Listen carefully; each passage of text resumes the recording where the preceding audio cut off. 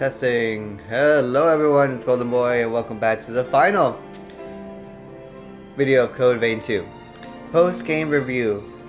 Now, before we go in, I want to see if there's anything left on the continue side. Where does it take me exactly? I imagine right before the boss fight? Excuse me. Just woke up. Yeah, it's right before the boss fight. Okay. So, I want to get my thoughts out. I have much to say about this game, but I will say, for one thing, it's a mixed bag, but it was fun. So, without further ado, let's get into it. So, Code Vein 2. I want to start with the good and the bad. So first off, the OST. OST was good. It had some real bangers hidden inside. I'd say, especially with Holly and Lyle sections, definitely some good themes. And then one toward the end, with the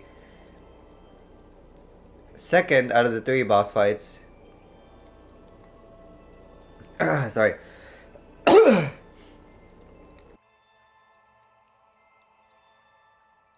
Over here dying.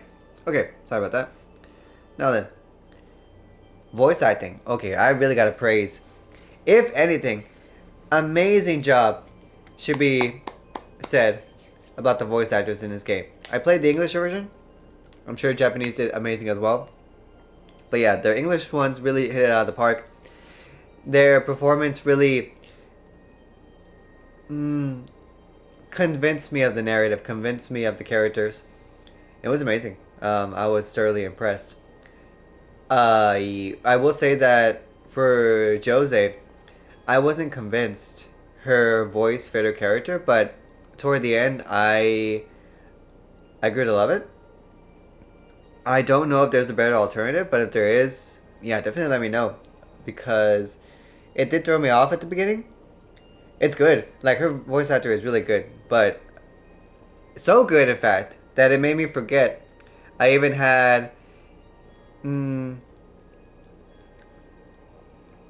a confliction with her voice and character. That's how good her voice was. Her VA. And everyone's performance really made their character shine. So I really gotta give praise to that. Then the character designs themselves, for both the MC, for everyone else, really stood out. They were unique in their own way. And I really appreciate that about the game. Even Valentin, although I think his model is a little off, but still, I'd give praise. Then the enemy variety. The enemy variety was, I think it's pretty good for how big the game and long the game was. There's a good variety. There are some reskins, of course, but it's enough to where you don't feel like, oh, well, it really is so overly reused. I guess you could say that about the side quest bosses. You see them again in the world, and in that on that front, it might be overdoing it. But if you just focused on doing the main story and then the character side quests, you honestly wouldn't bump into them that much. So it does feel new to a degree. So it's passable.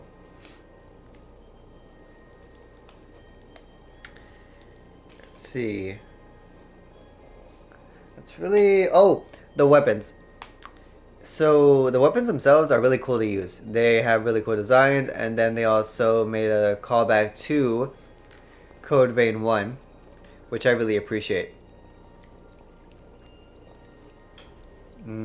I wasn't entirely sure how they were going to go about making an ode to the first game, but they really did so with the weaponry. And I can appreciate that. And the designs are really cool. The animations are really fun to do.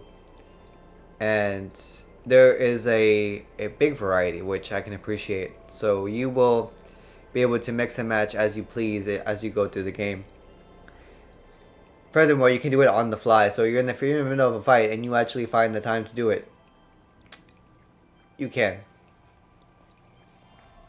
You can switch. And then for the story section, it's a mixed bag of good and bad.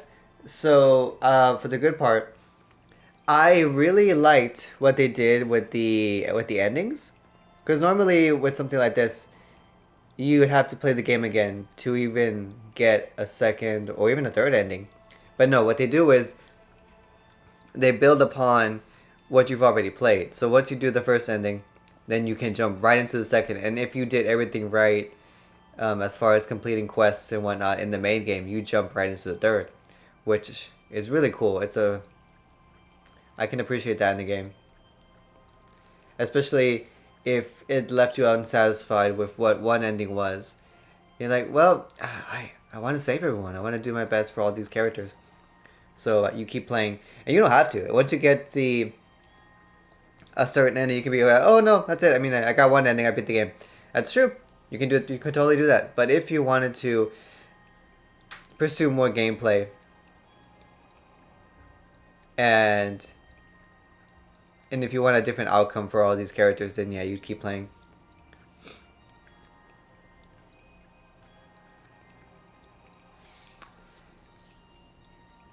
And I want to go back to character designs because not even just like our cast, but also the enemy for the bosses.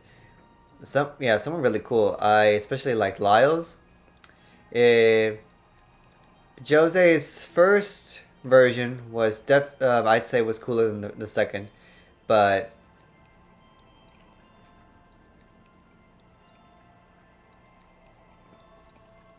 man, those were rough fights. Holly's as well. Holly's I loved both her versions because on one you had the Reaper, what she was known for, and then you also had the free spirited dancing Holly, which was fun to fight. They didn't care much for Xenons or Camilos. It's whatever. Those were fights. um, I definitely appreciated the challenge. And Valentine's was. I'm torn between what I do like more.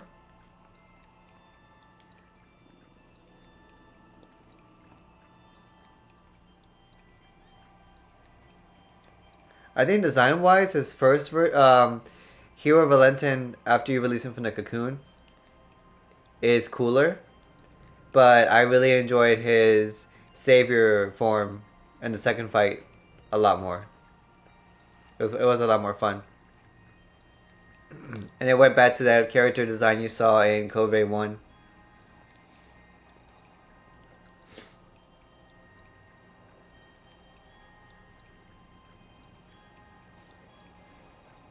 Let's see. I wrote some of this down.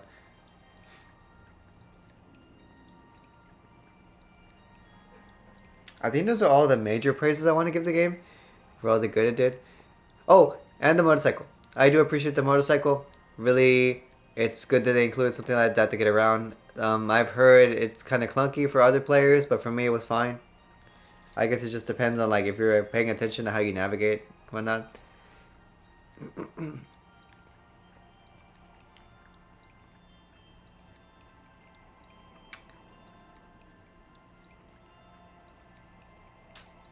The map design themselves was good. It was okay. I will give praise to the map for indicating where exactly health is located, and it made it really simple to just go out there, grab my health, and get out. I wasn't forced into any fights I didn't want to do, and you are encouraged to go out and grab those pieces of health when you can. It'll better improve your gameplay. All right, let's get into the bread and butter of it, the bad. So right off the bat, I have to say, whoever decided to advertise this as Code Vein 2, that was a terrible idea. Because this is not Code Vein 2. This is an entirely different beast of a game. So much so that I recognize it, but hardly. Okay, first things. It's open world, which was when I think I don't think they mentioned it. I'm not sure, but it was a surprise. So obviously that's why they included the motorcycle. But at the same time, it's open world, but you're not really incentivized to explore per se because, contrary to what I just said, going for the health is marked on the map. But as far as leveling and getting what you need, getting stuff, you could do that just by focusing on getting where you need to be as far as the story. And then if you happen to run into something, then you can take care of it. But otherwise, I felt no desire to explore. And it might just be a personal thing, and I'll get into that later. But for me, and I think for any player, I feel that aspect of the game was lacking. But just because it's so different, and they wanted to try so many new things in a lot of areas of the game, it shouldn't be Code Vein 2. It should have been Code Vein, in this case, Upheaval, or Code Vein Resurgence. That would have been great. Make it completely standalone. And I have to get on that because I have to compare it to Dark Souls 2 in that regard, and how they changed certain aspects of the gameplay. But even at its core, Dark Souls 2 was way more alike to its predecessor, Dark Souls 1, than this game. It's just that different. Like, this could have been released before Code Vein 1, and I could see that scenario happening easily. That's how different of a game is. It doesn't feel like a sequel at all. And they said that, I know, but it's just super, super different. So I do have an issue. I do have an issue with this being marked as a sequel. Okay, then I'll do the minor things later. The character creation, it really was detailed and it's expressive. However, and this is where I have an issue with the game personally. I feel unless you're gonna enjoy this single player experience, I feel it's pointless. And this is why when I found out there wasn't multiplayer, which kind of kills any drive for me to replay this game again. Because let me get into the personal part. So I've played Code Vein 1, Dark Souls games, Monster Hunter, and I mess around with like character designs and outfits a lot because, well, not only do I do builds for each one, etc., but because I can express and share those creations with other players via co-op or invasions, and that's completely missing from this game. Even Code Vein 1, I have 7 save files with different character creations, which I, like to jump in with a random person and help fight a boss, etc., or explore the world. But here, none of that. And I know why they took it out because they wanted to focus on the single player experience. But for me personally, that's a pretty big deal breaker as far as replaying the game again. I really have no desire to, unless if they could even change that. But at this point, I'm already set on my review of the game, and I think it's a shame because there's so much besides the character creator, which offers so much. There's a variety of gameplay styles, which it would have been fun to explore and just really engage with other players in.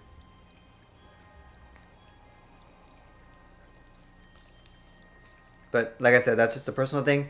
So people might not care about that, and in which case that leads me into the story and the game itself. I would not be able to recommend this game to anyone because not only is it a difficult game, which that might appeal to some people, but the main thing is the story and the atmosphere. It's very niche and it appeals to only a certain group of players. And I'll be honest, it's for people who like anime, people who are degenerates like me, hey, and people who just enjoy the challenge of a Souls-based game. And even then, found myself, just because I was throwing off a couple of things in the game, I found myself enjoying the game as it progressed later than in the beginning. It was really difficult for it to hook me right away, but as it progressed, it got better. And it's one of those games, so it's one of those, oh, I gotta play 5 to 10 hours for it to finally get good. And that's a hard sell, even more than it already is. So, I mean, that's definitely something to consider when you're looking at this game. As for the combat, that's also a mixed bag. Maybe it could. I felt. I mean, I did it. I beat the entire game. I did. I got all three endings, but I feel maybe some of the combat wasn't smooth. Like there were certain hitboxes that were a little off. But even then, I didn't find it like terrible. I just summed it up to me being bad. Honestly, hey, I beat it, so it's possible. And then one of the issues I also had at the beginning when I first was fighting enemies is I'm not able to get an immediate backstab. So even in one, as soon as you get behind somebody, critical, backstab. Here, it's like I get the backstab, I stagger them, but I don't get it. And I feel that's like silly. There shouldn't be any reason why. I mean, if I get your back, I get your back, you know? And even then, or maybe I'll have to hit them a few times, and then I go for the backstab, and then I'll get it. Which, yeah, I find kind of silly, especially when one did it so well when you get it immediately, even if the angles were a little off.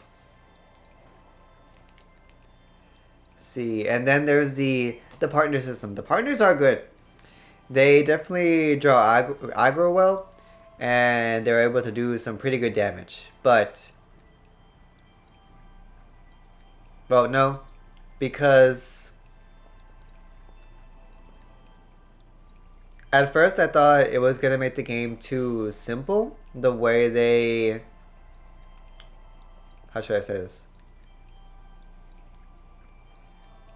The way they were fighting, and then they were taking down the enemy. You could argue that, well, you lose some of the thrill, the danger aspect of facing an enemy. But no, even with your partner, you still there's a pretty sizable threat when you're facing a boss or any enemy.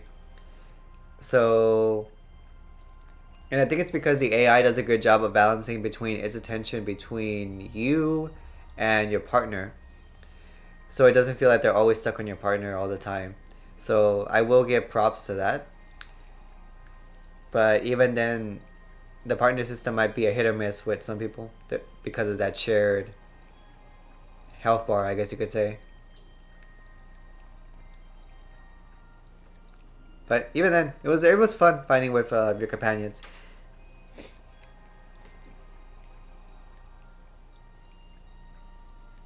And also, yeah, going into the minor issues a bit. So the issue with objectives, there were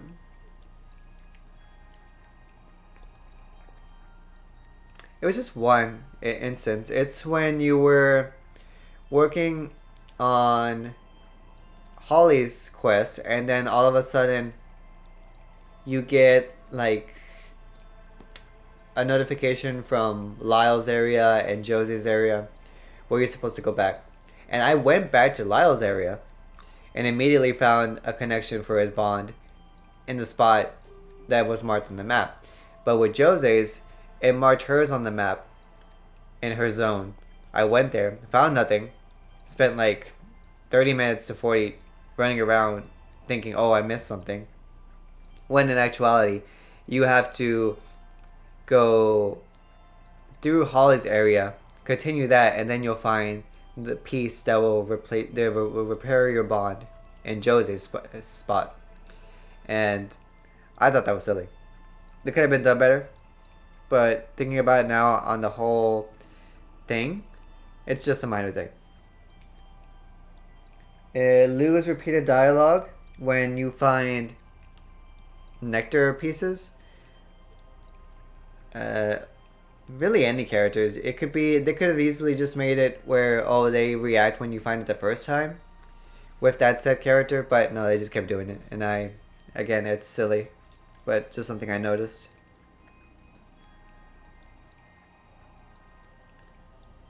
The story itself,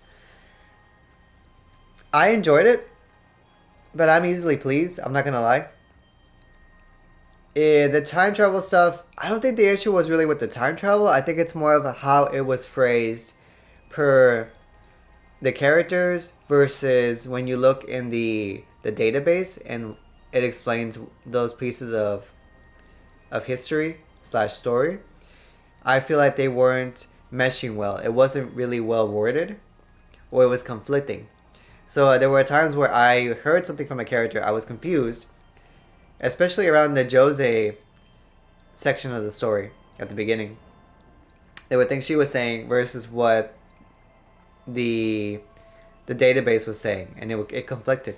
And then you hear about the history, and it's not an exact. So when characters say, "Oh, the event happened 100 years ago," no, it wasn't exactly 100 years ago. It was within the past 100 years. And just issues like that made the story a little more confusing than it had to be.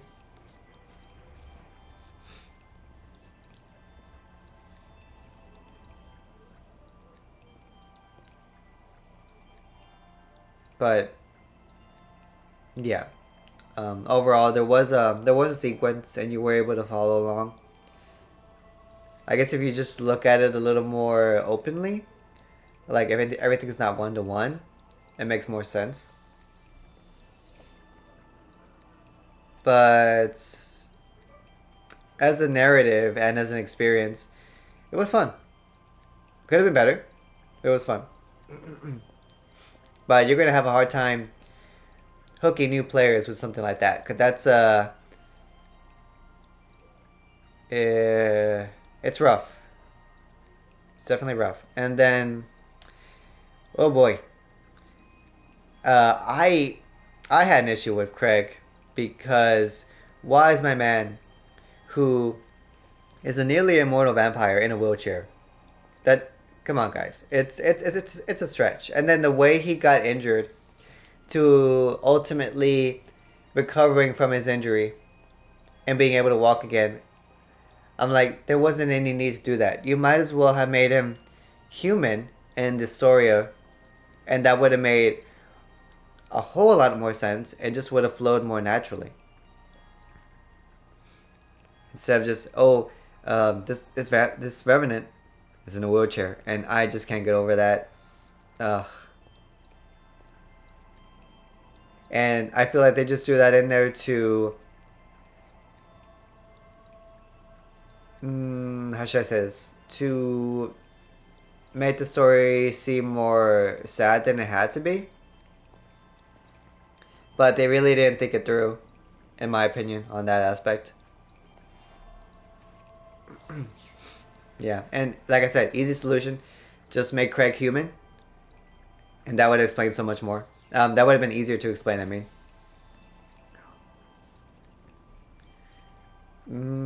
then there's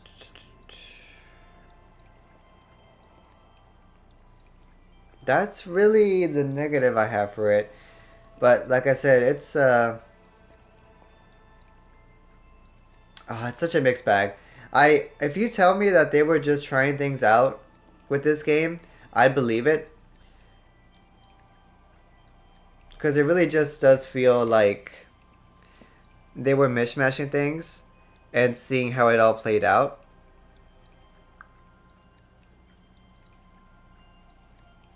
Because there's a lot of good here, but there's also a lot of it needs polish. And that's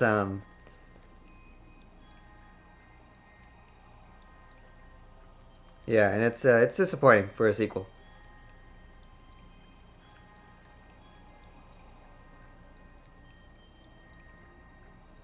I'm trying to think. Is there anything else I wanted to bring up before we end it?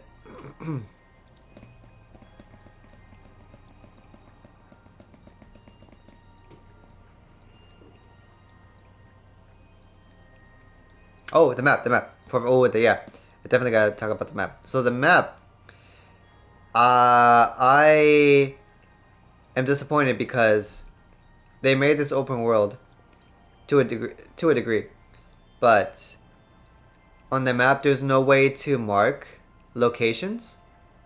Or maybe I'm dumb. I'm pretty sure I went on the map and found nothing for that.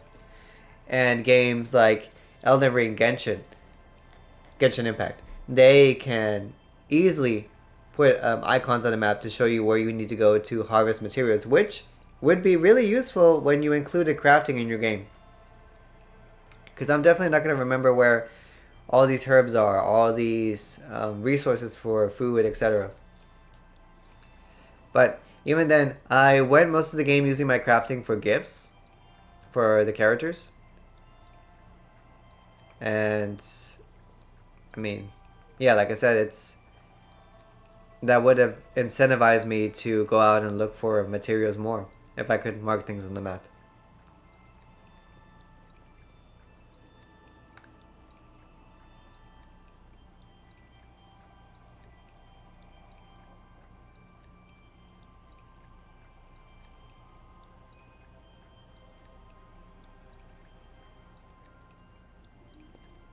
Hmm.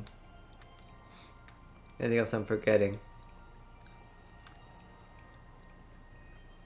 No, I think that's it. So just to wrap up, good game. That's about the best I can't say great. It was just good. Um, yeah, like I said again, I really enjoyed the characters at least and the combat because I always do enjoy a challenge, and I'm a sucker for these kind of stories, gameplay experience. So what can I say?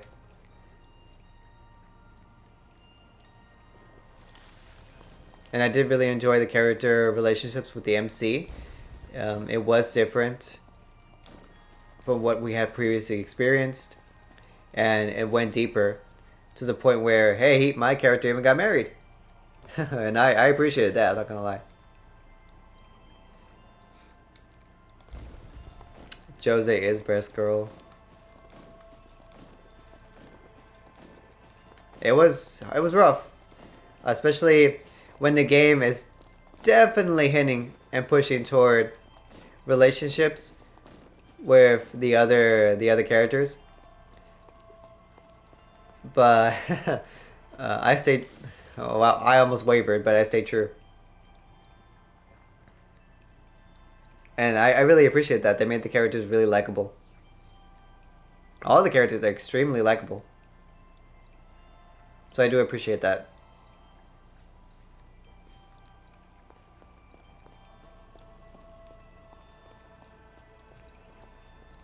And man, I will say once more, amazing job on the voice acting for this game. Well done to everyone. Everyone should be praised because they really sold the game. They really sold their roles, and I had a more fun experience because of that. But yeah, overall, if I had to give this game a rating, I'd give it a solid 7. Yeah, just a 7. In comparison, as a reference, I'd give Code Vein 1 an 8. Because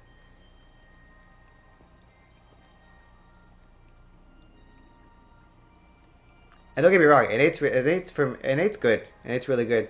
It's just that there was some, how should I say this, jank in the first game, and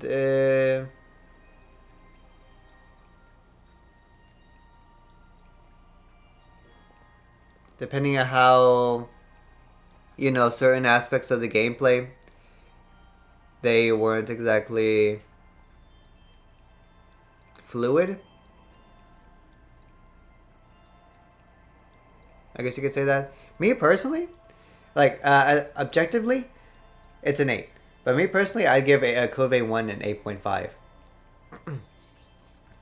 And here, I would just give it a solid 7 because of everything that I mentioned, but it's still an experience.